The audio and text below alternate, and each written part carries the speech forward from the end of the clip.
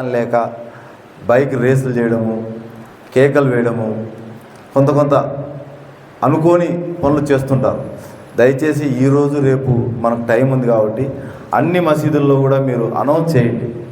ప్రార్థన కోసం కేటాయించిన రాత్రి దుర్వినియోగం చేసుకోకుండా ఏదైతే మనకు ఖురాన్ చూపించిందో ఆ మార్గంలోనే ఈరోజు రాత్రి నడచాలా.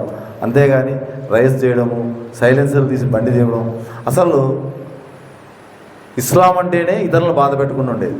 అంతేనా కాదా? ఇతరులను బాధ పెడుతుంది ఇస్లాం కాదు. అంతేనా?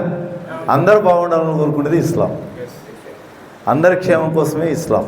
అది వారికి తెలియదు. తెలిస్తే వాళ్ళు కూడా చేయరు. చేస్తారా? అది తెలియజెప్పాల్సిన బాధ్యత మనకుంది. మీరంతా కూడా అక్కడ ఉండాలి కాబట్టి అది మీరు చెప్తేనే వింటారు.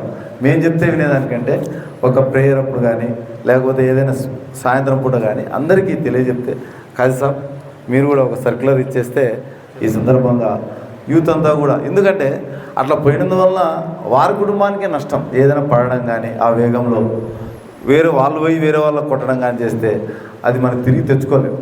అందువల్ల దయచేసి అందరూ కూడా మీరు ఉన్నారు కాబట్టి ఆ విషయం తెలియజెప్పండి. అంతేకాకుండా పవన్ గారు కూడా చెప్పినారు, మీరంతా చాలా పవిత్రమైన బాధ్యతలో ఉంటారు. ఎందుకంటే అందరికీ మార్గాన్ని, భగవంతుని మార్గాన్ని చూపించేది ఉండడం అది అందరికీ సాధ్యం కాదు. కొంతమంది అనుకుంటుంటారు కానీ చేయలేరు. మీరంతా ఆ మార్గంలో ఉండడం చాలా అదృష్టం. అదేవిధంగా చేయండి. యూత్నంతా కూడా బాగా సన్మార్గంలో మంచి భవిష్యత్తు కోసం, దేశ అభివృద్ధి కోసం పాటుపడేట్టుగా చేసే శక్తి ఆ భగవంతుని మీకు ఇచ్చినారు. మీరు చెప్తే ఖచ్చితంగా అవుతుంది.